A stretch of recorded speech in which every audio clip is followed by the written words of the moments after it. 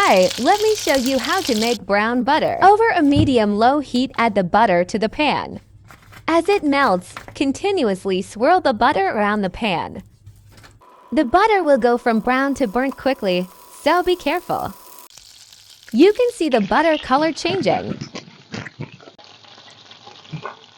Keep swirling the butter over the heat until it is light brown in color and smells nutty.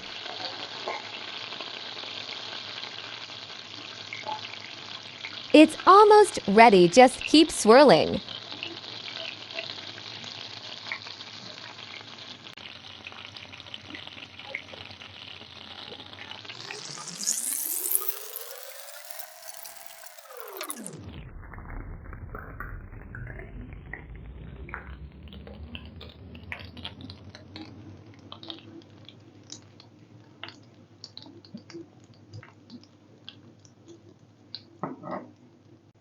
This is the color we are looking for.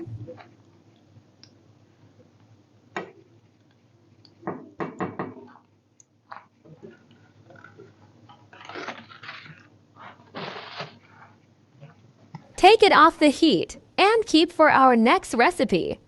Have a quick glimpse.